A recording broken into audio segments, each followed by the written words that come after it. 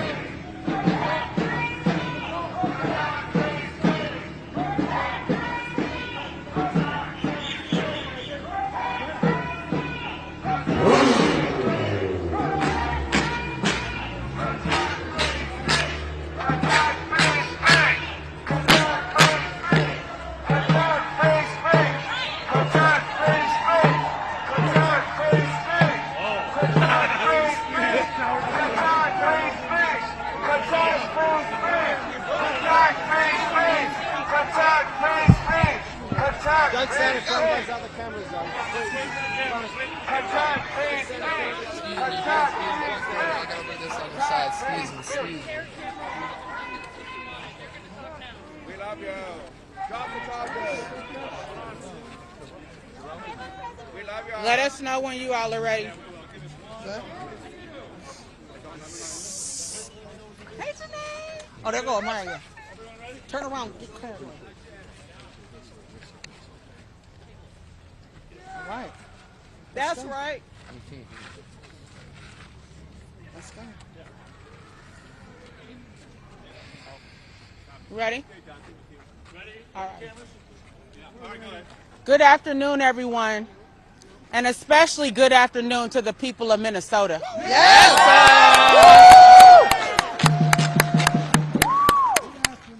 thank you all for being here. You have given us life because of your resistance to the authoritarianism, fascism, and tyranny of the Trump administration. We the people have to stand for our rights. We have to stand for the Constitution. We have to stand for our First Amendment rights to freedom of the speech, freedom of assembly, and freedom of the press. That's what the founders intended. And today, we have the federal government trying to weaponize the Department of Justice in order to silence us, in order to prevent us from speaking the truth. No, that ain't right. They are trying to prevent us from calling out a manifest injustice. And that is having someone like David Easterwood having the nerve to serve as a pastor at City's Church in St. Paul, while also serving as the director of ICE at the Whipple building in St. Paul. Somebody say that ain't right. I am an ordained reverend. I am also a preacher. And the gospel that I serve believes in loving one's neighbor as you love yourself. Period. Period. Not going into church on Sundays and preaching, and then Monday through Saturday, you are condoning brutality, terrorism, abuse, violence against women, and even murder. That's right. That is not acceptable. It is unconscionable. So we will continue to stand. These charges need to be dropped right now.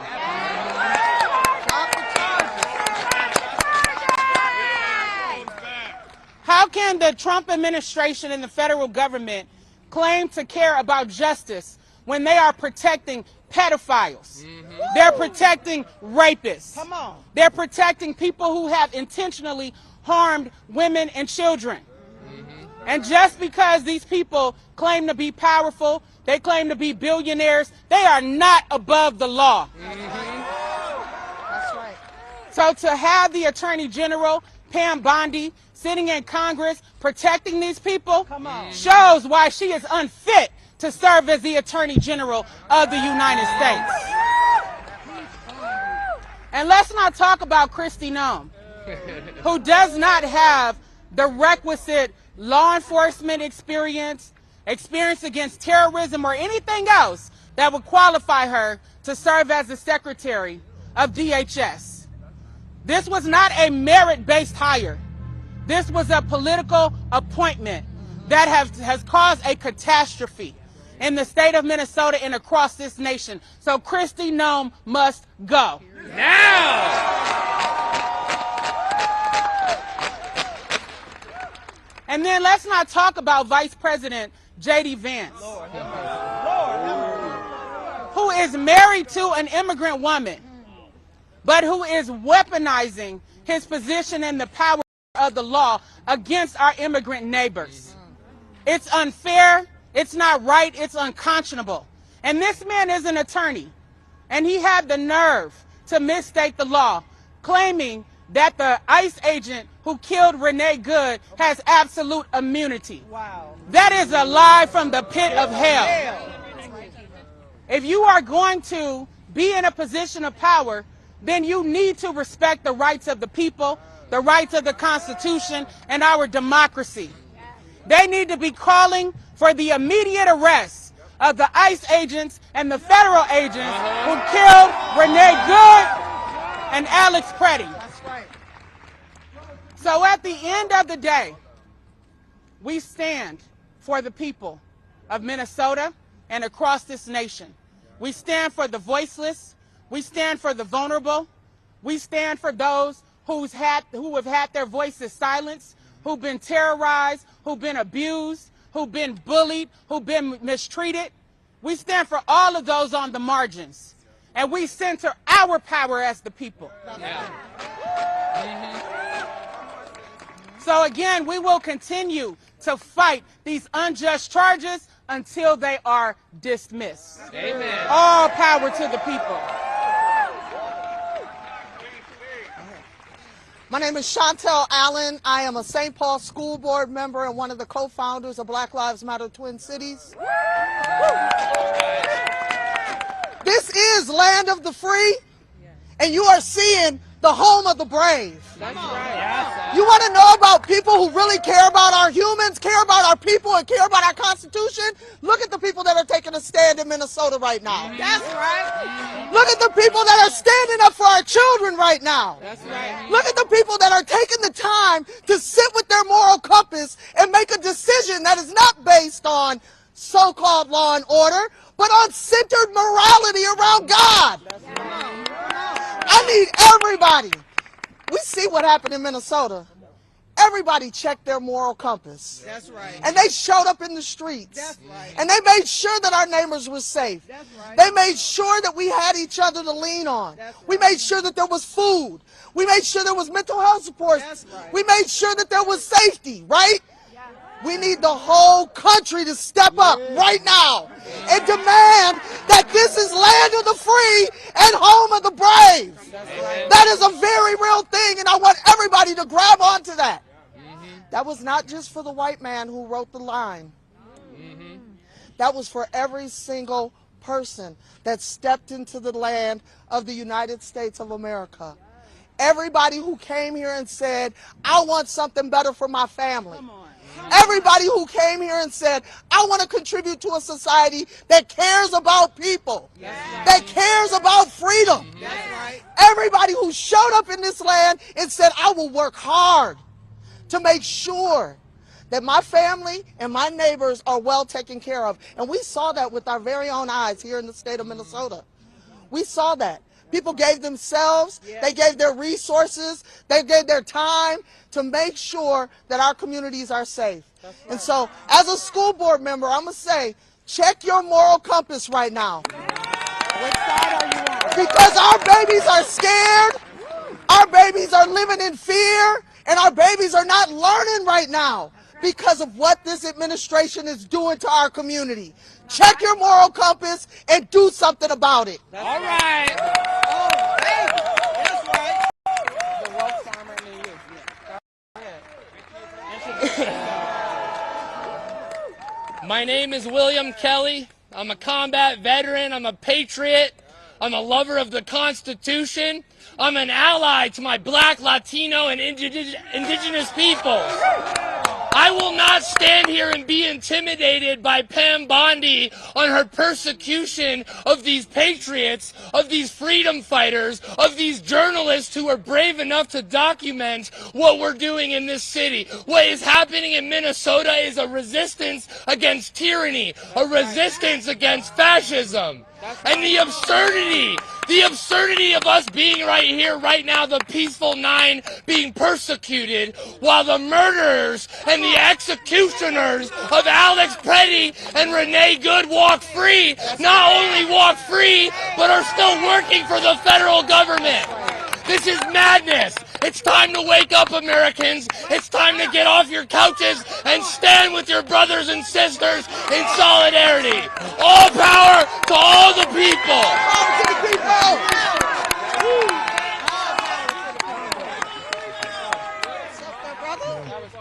My name is Jamel Lundy. I am a candidate for Minnesota Senate District 65. I have over a 15-year career in the Minnesota State Legislature. When I decided to show up with community, I showed up because community needs folks to stand with them. We have activists under attack. We have journalists under attack. And here in Minnesota, we have elected officials under attack. That is unacceptable. We need to turn this page. We heard recently that Operation Metro Surge may be over. But I want to let you know the people of Minnesota have not forgotten what happened here. And the people of the United States will not forget what happened here, particularly in November at the ballot box. Again, my name is Jamel Lundy, and I'm running for Senate District 65. Y'all have a nice night.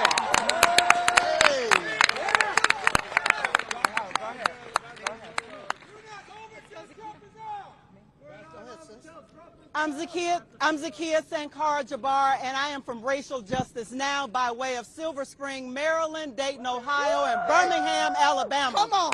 I came here when I saw that my friends and my colleagues were under attack because a threat to justice anywhere is a threat to justice everywhere. So I flew in today to be here to stand in solidarity for justice. Everybody in this country should be paying attention to what's happening here in Minnesota. They are showing us how to fight. Everybody should be in the streets whenever there is injustice against, whether it's police brutality or whether it's ICE. Stand up for the people, regardless. Black power, all power to the people. All power to the people. Leslie, right here. Leslie and then Jay.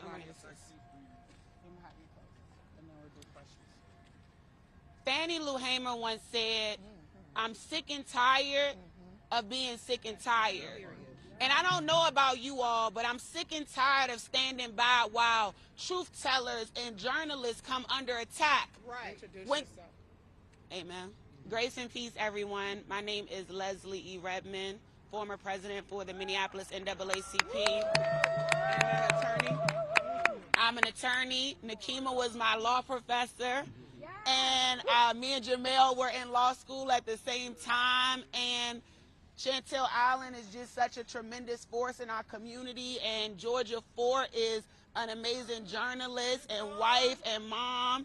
And William is the newest one to me, but I love William. Welcome, William. You're welcome, William. And I just want you all to remember that we are still in a state of emergency in Minnesota. And this political prosecution is an example. I'm not as worried about the people that are loud. I'm worried about the people that are silent. Amen. I wondered when we were standing out here today, where are city churches? As a city's church, where are they right now? Why are they not saying this is not the Jesus and the God that I stand for? If Jesus was around, he would have been flipping tables. So I wonder how city church can stay quiet and silent when peaceful protesters are being prosecuted politically, where journalists are being prosecuted politically. I wonder where all the churches are, where all of our faith leaders are. Minnesota Council of Churches, where are you at? That's right. If I don't, Isaiah, where are you at? If I don't see a statement defending and protecting not only our freedom of speech, our democracy and our Constitution is on the line. That's right. And so we have to ask ourselves, who is not present and accounted for? Right. Where are they and why are they silent? Why do we live in a world where Nakima and Chantel had not only white supremacy, but they had mugshots before Jonathan Ross, who doesn't have a mugshot, right? So you're telling me that voices and speaking truth to power is more of a crime than killing a woman in cold blood. That's right. Wow. I want you all to remember that we wouldn't be here today but for Renee Nicole Good being killed, for standing up for her immigrant brothers and sisters. That's right. If you don't have a director of the ICE in St. Paul leading City's Church, you don't have a need to speak truth to power on a Sunday, January 18th in Minnesota. And so I would just say again that I'm sick and tired of being sick and tired. I hope that all Minnesotans are sick and tired of being sick and tired. I hope that the faith community will speak up, because what you're doing right now is going to decide what side of history that you end up on. They're protecting white nationalism. You are protecting the doctrine of white supremacy for far too long. Malcolm X and MLK told us that 11 a.m. on a Sunday is the most divided time in America, and we're starting to see just how divided it is. That's right. So again, drop all the charges. Drop all the charges. Drop all the charges.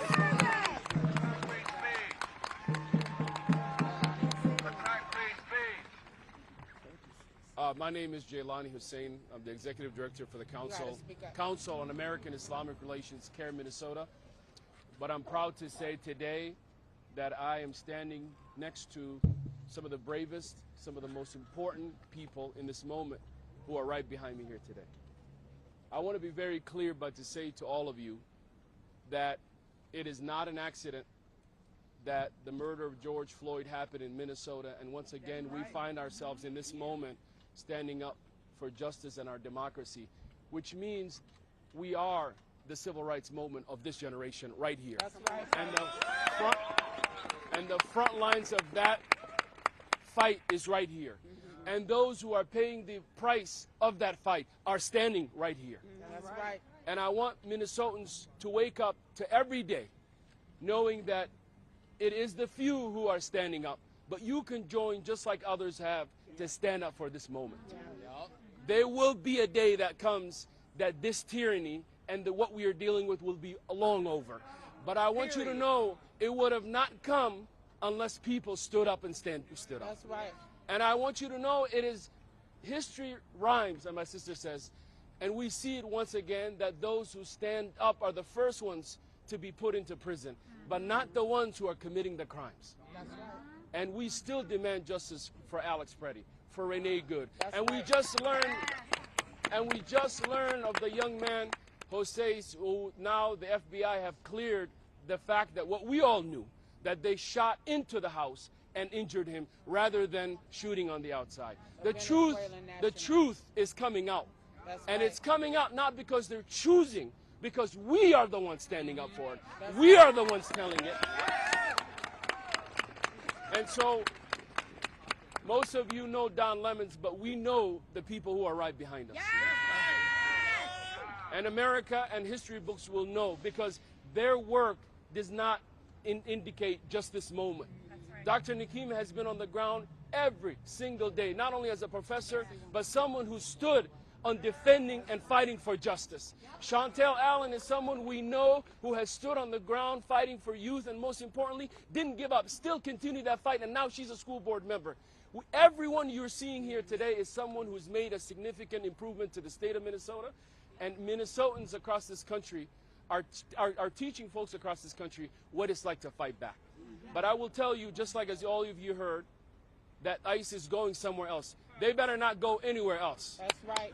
Because I'm telling you, Minnesotans have shown you how to stand up for your neighbor. ICE cannot go anywhere unless Minnesotans hear about it. And I want to say to all these brave people, we are with you, we stand with you, we love you, and in this moment, all they did is inch your books in the history books for generations to know that you were on the front lines, and you did the right thing, and you stood for the truth. And for all the people, especially the journalists, you are not safe until you stand up for your colleagues who are being imprisoned right now. And we ask you to tell the truth. We ask you to hold this administration accountable. When they lie, turn the damn cameras off. When they don't tell the truth, ask them the hard questions. Do not let this moment be a moment of just the people on the front lines. Everybody has a role in this moment. Everybody, the young, the old. And I always say we always must demand justice by any means necessary.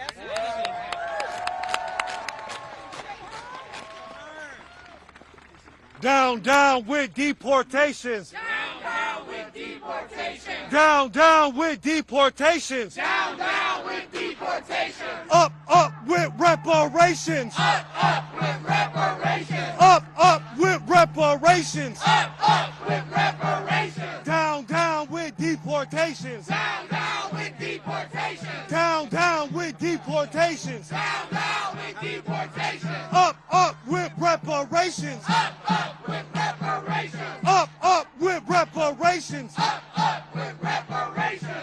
In the early 1830s, Dred Scott and Harriet Scott were held at Fort Snelling in military slavery and in military bondage. That's right. In the end of January, peaceful protesters and myself were also held in federal custody at Fort Snelling in bondage, and the same place where Dred and Harriet Scott were held in bondage in the 1830s at the Whipple Building.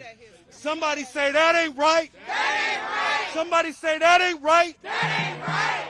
So I'm just glad that all our peaceful protesters are here today, gathered, and that you guys are here to support. We'll be back here on Tuesday, same time, same channel, Georgia Fort. A member of the press, myself, a protester, an activist, will be here standing up for our rights along with our brothers and sisters. No justice. No peace. No racist. Police. No justice. No peace. No racist. Police. Peace.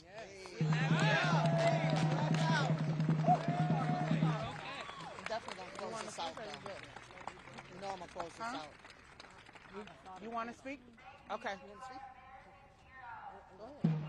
Go ahead. Indict, convict, send those killer cops to jail. The whole damn system is guilty as hell. Indict, convict, send those killer cops to jail. The whole damn system is guilty as hell. Ooh. If you want ICE, yeah. It's guilty as hell. We want ICE out of our city. They said the end of Metro Surge was yesterday. But do we believe that? No. Do we believe that? No. We know that. that troopers and sheriffs have been negotiating with ICE and with DHS to talk about allowing them access to all of the jails and prisons. Somebody say that ain't right. Think about who's incarcerated. Think about the people that are in jails and prisons. They're doing that because they assume that nobody cares about them, that nobody's going to be paying attention. But we need to keep our head on a swivel, Minnesota. This is not over.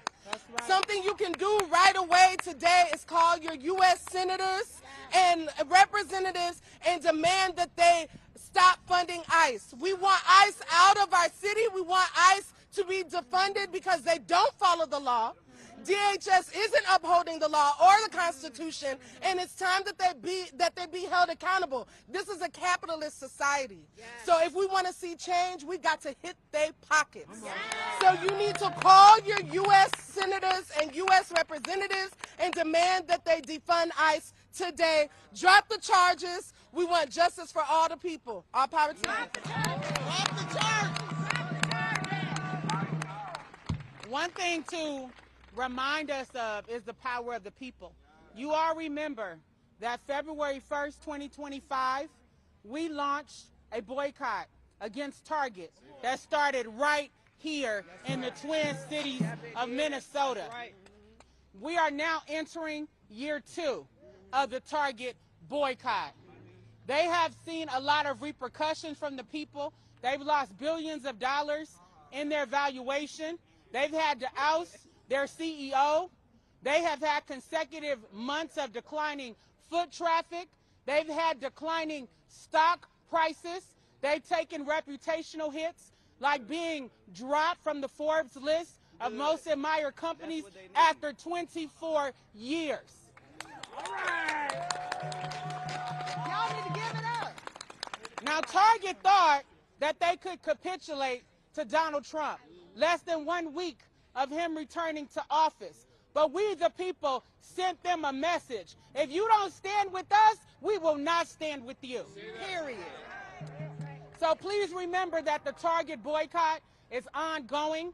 Spend your dollars with our local companies, our small businesses, our minority-owned companies, our women-owned companies that support our community. That's right. Because you all have seen all these corporations that we supported put out a weak and pathetic letter calling for de-escalation when they should have been calling for justice. That's right. That's right. That's right. So make sure you are paying attention to how you leverage your dollars. With that, we will take questions. Any questions?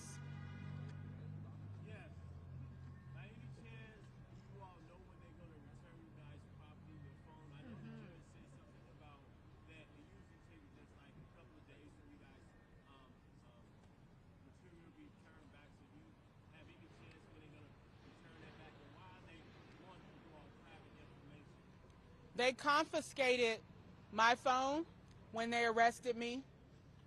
Chantel Allen had my phone at the time. They also confiscated her phone. We know that they confiscated Don Lemon's phone. And from my perspective, this was governmental overreach. They had no business taking our phones. But this is a part of what they do. Unfortunately, the FBI under Kash Patel cannot be trusted. And if you look at the history of what they've done, they surveilled all of us. Why would you need to send dozens of FBI agents for nonviolent, peaceful protesters? But what have they done to the killers of Renee Good and Alex Preddy? Protected them. They sent the killers of Alex Preddy out of town. They sent a security detail to protect the home of Jonathan Ross, the ICE agent who killed Renee Good. And yet they conduct surveillance on us, they steal our phones, and they treat us as if we are criminals when we are the people standing for justice. So we don't know yet when we will receive our phones, but they never should have taken them in the first place. Do you have a case for malicious prosecution based on the way you were treated during the arrest?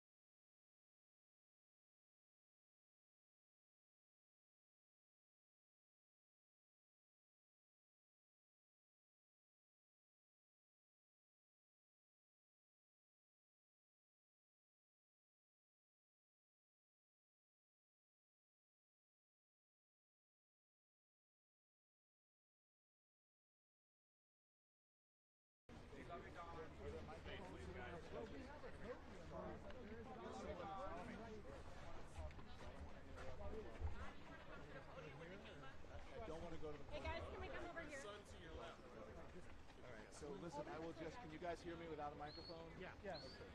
So, Please be loud. Thank you for doing this. I appreciate it. Thank you. I want to just say this isn't just about me. This is about all journalists, especially here in the United States. First off, I'd like to thank everyone again for their support, to my colleagues, countless journalists around the world, the Lemon Nation, my family and my friends. You all have showed up for me in a real way, and I am extremely grateful for that. I feel it. For more than 30 years, I've been a journalist, and the power and protection of the First Amendment has been the underpinning of my work. The First Amendment, the freedom of the press, the bedrock of our democracy. The events before my arrest and what's happened since, so that people are finally realizing what this administration is all about. The process is the punishment with them. And like all of you here in Minnesota, the great people of Minnesota, I will not be intimidated. I will not back down. I will fight these baseless charges, and I will not be silenced. Thank you very much. Go!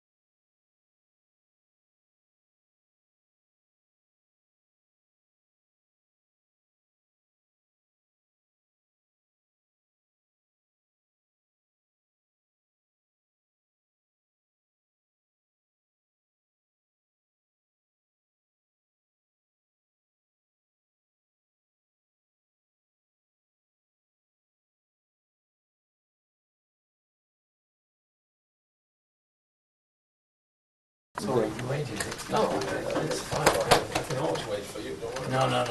No. I brought Elena with me and Andy with me. So. Good to see you again. Thank you. Hi. Hi. Good to see you. Hello, everyone. Welcome. Hi. Welcome. He's the excellency. I'm just that. No, Hey, what are you doing on my back? It's not me.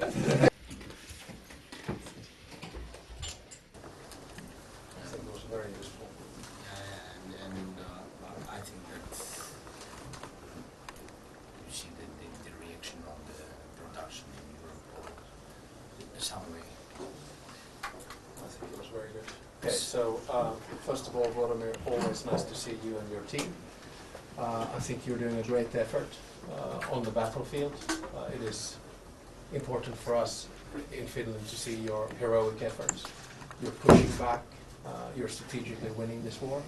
On top of that, your relentless pursuit to try to find a peaceful solution with your team, working with the Americans and the Russians. Any support that we can give on the way, we will do that. Thank you very much, Alex, to you, your team minister, and thanks to your support. Each next packages from Finland, really our soldiers count on it, so we are very thankful for this.